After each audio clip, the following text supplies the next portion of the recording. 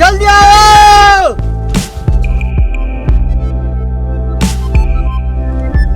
આ રમેશનું ખૂન થઈ ગયું. મને લાગે છે કે ક્રાઇમ ફોર્સમાં ફોન કરવો પડશે.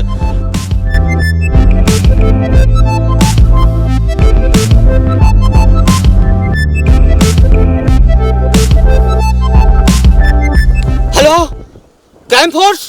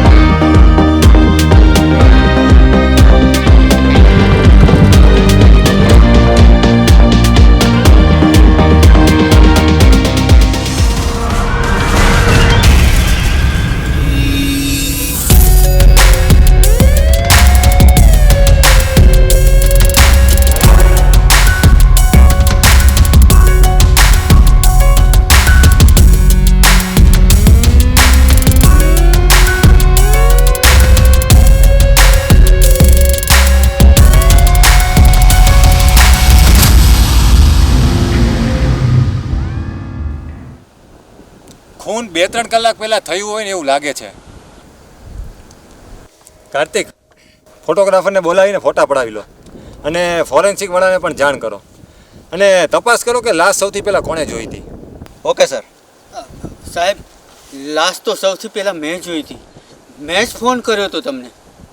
અચ્છા કાર્તિક, એક કામ કર, આજુબાજુના જેટલા પણ ખેડૂતો છે એ બધાના સ્ટેટમેન્ટ લઈ લો અને મર્ડર વેપન ક્યાંય મળે છે કે નહીં એની પણ તપાસ કરો. ત્યાં સુધી હું આમનું સ્ટેટમેન્ટ લઈ લઉં. Okay sir. અચ્છા, તો શું નામ તમારું? અર્જુન સાહેબ. અર્જુન? હા સાહેબ. અને મૃતકનું નામ? એનું નામ રમેશ. મારો પાક્કો ભાઈબંધ હતો સાહેબ. રમેશ. રામ રામ સાહેબ. લાશ ક્યારે જોઈ હતી? અરે સાહેબ, પહેલા અરજણિયાએ રાડો પાડી કે અહીંયા લાશ પડી છે ત્યારે અમને ખબર પડી. તો સૌથી પહેલા લાશ તમે જ જોઈ હતી? હા સાહેબ, મેં જ જોઈ હતી. અને ફોન પણ તમે જ કર્યો હતો? હા સાહેબ, ફોન મેં જ કર્યો હતો. આ મૃતકને ગામમાં કોઈ સાથે અણબનાવ કે એવું કાંઈ? ના સાહેબ, એ તો બહુ સીધો માણસ હતો. ઘરેથી દુકાન, દુકાનથી ખેતર અને ખેતરથી ઘરે. તમે સવારે ખેતરે કેટલા વાગે જાઓ છો? સાહેબ, હું તો મારા ખેતરે 7:30 જઉં છું સાહેબ. તો તમને કોઈની પર શંકા કે એવું કંઈ ખરું? હા સાહેબ, રમેશ તો બહુ સીધો માણસ હતો. મારો પાક્કો ભાઈબંધ હતો સાહેબ.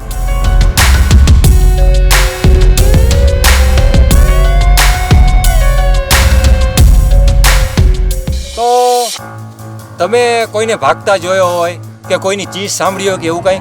હા સાહેબ, પણ એવું બને સાહેબ, રમેશને ખેતર આવવાનો ટાઈમ સવારે 5 વાગ્યાનો છે. એટલે એ ટાઈમ દરમિયાન એ આવ્યો હોય ને કંઈ થયું હોય ને કોઈ સાંભળ્યું ન હોય એવું બને સાહેબ.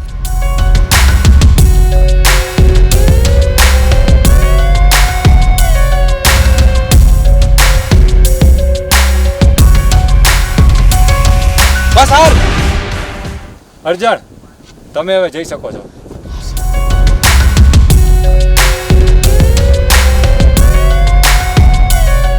સર, મર્ડર વેપન તો નથી મળ્યું, પણ આ લોહીના નિશાન મળ્યા છે. અચ્છા, એવું છે એમ ને. કાર્તિક, લાગે છે મર્ડર અહીંયા જ થયું છે.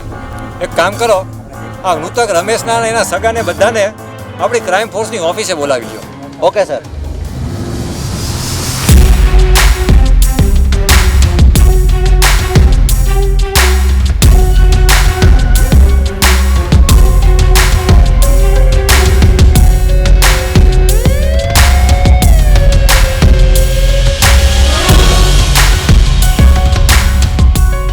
સર, આ મરનાર રમેશનો દીકરો આકાશ. આકાશ, વિપુલ, એક કામ કરો, આ મરનાર રમેશનો પોસ્ટમોર્ટમ રિપોર્ટ આવી ગયો કે નહીં એ તપાસ કરો. જાઓ. Okay sir. આકાશ, આવો બેસ. બેસ. આકાશ, કેમ તું એકલો જ આવ્યો છું? સાહેબ, તમને તો ખબર છે પપ્પાનું ખૂન થઈ ગયું ને મમ્મીને ગુજરી ગયા તો 3 વર્ષ થઈ ગયા. હવે તો એકલો જ છું સાહેબ. ઓહ સોરી આકાશ, તને શું લાગે છે તારા પપ્પાને કોઈની સાથે ઝઘડો, લેતી દેતી કે એવું કંઈ હતું? ના ના સાહેબ, મોટે ભાગે પપ્પા કામથી કામ જ રાખતા. અડધો દિવસ ખેતરનું કામ કરતા અને અડધો દિવસ ખાતરની દુકાન સંભાળતા. એટલે પોતાની જ દુકાન હતી કે બીજે ક્યાંક જતા હતા? હા સાહેબ, અમારી પોતાની જ દુકાન છે અને ગામના અમુક લોકો તો અમારી પાસેથી જ ખાતર લેતા. આ ખેતર જે છે એ તારા પપ્પાના જ નામનું છે? ના સાહેબ, ખેતર તો હજી દાદાના નામે જ બોલે છે. આકાશ, તમારા ઘરમાં બીજું કોણ કોણ છે? બીજું તો મારા પપ્પાના નાના ભાઈ અને એમનો પરિવાર છે. તારા પપ્પા પાસે મોબાઈલ હતો? હા સાહેબ. એક કામ કર, એમનો નંબર એ લખી નાખ.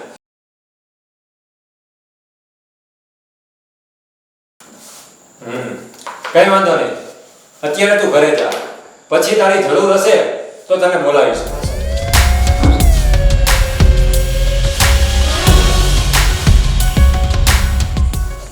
સર, પોસ્ટમોર્ટમ રિપોર્ટ આવી ગયો છે. ડૉક્ટરનું એવું કહેવું છે કે હુમલો ધારદાર હથિયાર દ્વારા કરવામાં આવ્યો છે.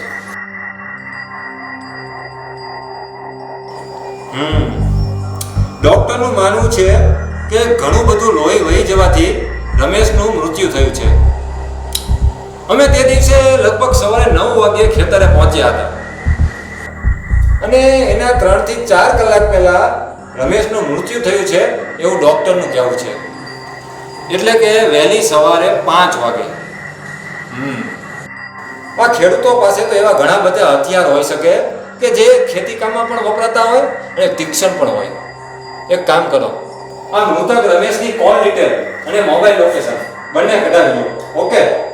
Okay sir.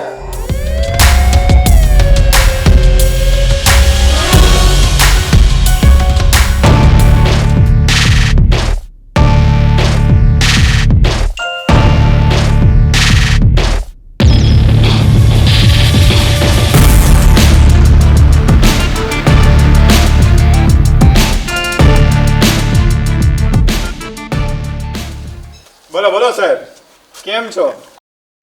ઘણા દિવસે યાદ કર્યો. આવો ખબરી રાજેશ, યાદ તો કરવો પડ્યો, પણ તમારા જે મને રોજ રોજ યાદ ન કરવા પડે ને એ જ સારું છે. સાવ સાચી વાત છે. બોલો બોલો, શું કામ હતું? રાજેશ, તને તો ખબર જ હશે કે આપણા ગામમાં રમેશ નામના ખેડૂતનું ખૂન થયું છે. હા સાહેબ, સાંભળ્યું તો છે. બધા વાતો કરતા હતા કે રમેશ બહુ સીધો માણસ હતો. ખબર નહીં કોની જોડે એને દુશ્મની હશે. એટલે જ હવે જલ્દીથી કામે લાગી જા. હા હા સાહેબ, કામ થઈ જશે.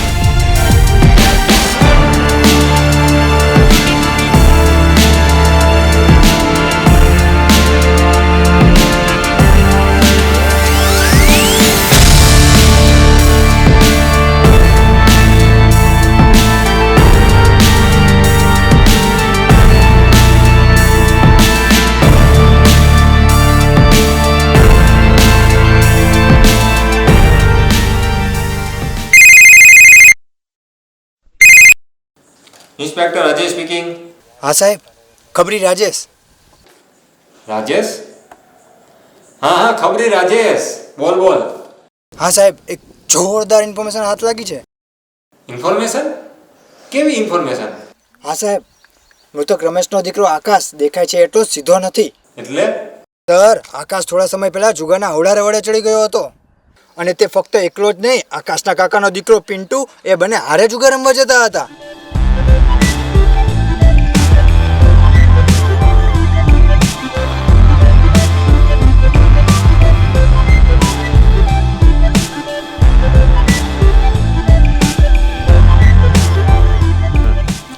અરે યાર, આજે તો બધું હારી ગયા. અરે ભાઈ, કાંઈ વાંધો નહીં, આ તો જુગાર છે ભાઈ. જો આજે હારી ગયા તો કાલે ફરીવાર રમશું ને જીતીશું. ઓલી કહેવત છે ને, હારેલો જુગારી બમણું રમે. કાલે બમણું રમશું, જીતશું, આપણે જીતશું.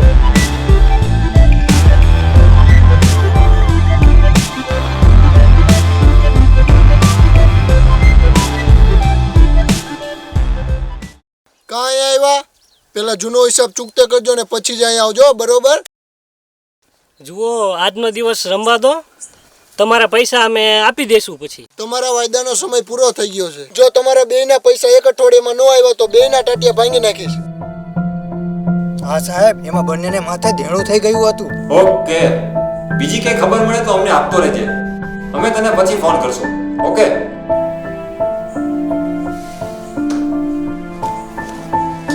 સર, મૃતક રમેશની કોલ ડિટેલ્સ આવી ગઈ છે. કઈ શંકાસ્પદ? ના સર, કઈ જ શંકાસ્પદ નથી.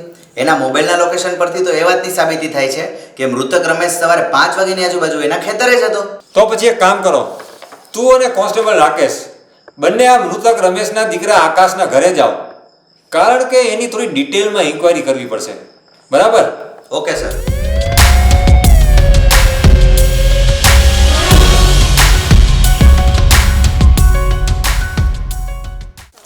આકાશ,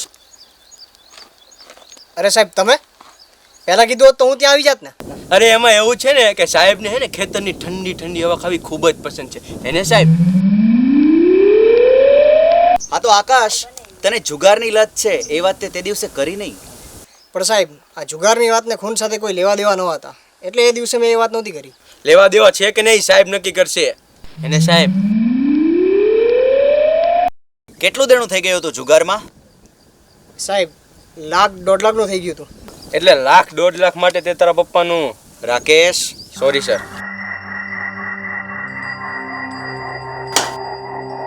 હું તને એક પણ રૂપિયો આપવાનો નથી. પણ પપ્પા એ લોકો મને મારી નાખવાની ધમકી આપે છે. તો આ બધું તે પહેલા નહોતું વિચાર્યું? આ તારા આવડા ધંધાના કારણે શું મારે ખેતર વેચી દેવાનું? જા, તારે જે કરવું એ કર. હા સાહેબ, એ વાત સાચી કે મારે જુગારમાં 1,00,000-2 લાખનું દેણું થઈ ગયું હતું અને મેં એની માટે પપ્પા પાસેથી પૈસા પણ માંગ્યા હતા. એમણે ના પાડી હતી. પણ સાહેબ એનો મતલબ એવો થોડી કે હું મારા પપ્પાનું ખૂન કરી નાખું. એ જે હોય તે, એ બધું પછી જોયું જશે. પણ હા, તું ગામ છોડીને ક્યાંય જતો નહીં. હા સાહેબ.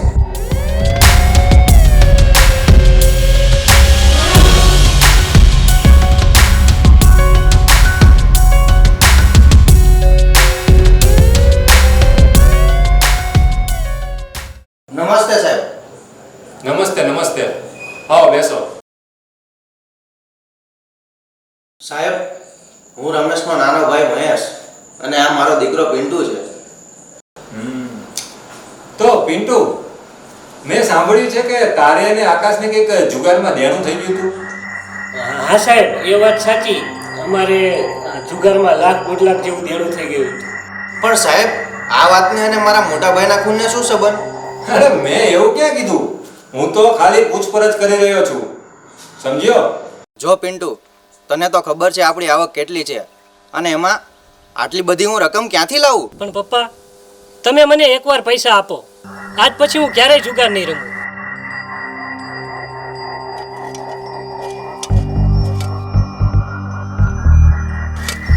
એ રમેશભાઈ, હવે તો આપણા ખેતરનું કંઈક કરવું પડશે. મારે તાત્કાલિક પૈસાની જરૂર છે યાર.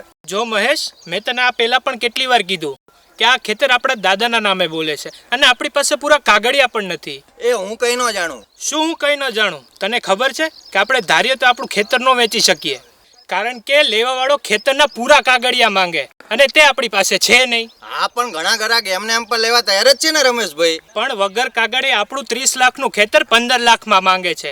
તને ભાન છે? તો આપી દો ને, આપણે બે હાડા હાથ વેચી લઈશું. આ મળદા ભાવે કોઈ જમીન વેચતું હશે ભલા માણા? તમે જ્યારે આ ખેતર વેચવાની વાત આવે ને એટલે વાતને આમને આમ ટાળી જ દો છો. તમે ક્યાંક આ ખેતરનો બારોબાર સોદો તો નથી કરી નાખ્યો ને? એલા તું ક્યાં ગાંડો તો નથી થઈ ગયો ને? હા, હું ગાંડો થઈ ગયો છું. તમે એક અઠવાડિયામાં ગમે તેમ કરીને જમીન વેચીને મારા પૈસા આપી દેજો, નહીતર શું મહેશ? નહીતર મને પણ પૈસા કઢાવતા આવડે છે મોટા ભાઈ. અરે મારો ભાઈ તું શું લાપ લઈને બેઠો એવું છે? કઈ ના જાણું. એટલે ખેતર બાબતે અને પૈસા બાબતે મોટા ભાઈ સાથે ઝઘડો થયો હતો એમને? હા સાહેબ, પેલા જુગારીઓ મારા દીકરાને ધમકી આપતા હતા એટલે ગમે તેમ કરીને વહીવટ પતાવવો પડે એમ હતો. વહીવટ ન પત્યો એટલે મોટા ભાઈનો જ વહીવટ પતાવી દીધો એમને? પણ સાહેબ, ગમે એમ તો એ મારા મોટા ભાઈ હતા. હા, પણ આજના જમાનામાં સંબંધ કરતા પૈસાની કિંમત હંમેશા વધારે હોય છે. કઈ વાંધો નહીં, અત્યારે તમે બંને જઈ શકો છો, પણ હા, જ્યારે જરૂર હોય ત્યારે હાજર થઈ જજો. ભલે ભલે સાહેબ.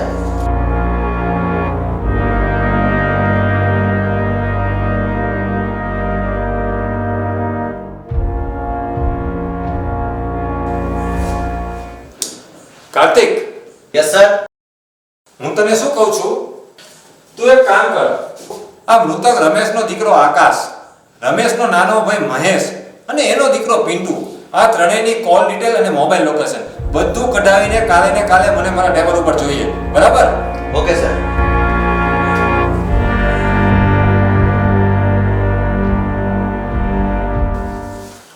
સર, એ દિવસની બધાની કોલ ડિટેલ્સ અને મોબાઈલના લોકેશન આવી ગયા છે, પણ એમાં કંઈ શંકાસ્પદ નથી. અને હા, જે દિવસે રમેશનું ખૂન થયું એ દિવસે ત્રણેયના મોબાઈલના લોકેશન પોતપોતાના ઘરના જ દેખાડે છે. અત્યારના બધા લોકો ક્રાઇમની સિરિયલ જોઈ જોઈને ઘણા જ હોશિયાર થઈ ગયા છે. સર, ડોન્ટ યુ થિંક મૃતક રમેશનો દીકરો આકાશ, રમેશનો નાનો ભાઈ મહેશ અને એનો નાનો દીકરો પિન્ટુ પોતપોતાના મોબાઈલ ઘરે જ મૂકીને ગયા હોય? બની શકે, કારણ કે એ ત્રણેયને રમેશના મરવાથી કંઈક ને કંઈક ફાયદો થાય એવું હતું. આમાં કંઈક ડાઉટફુલ તો છે.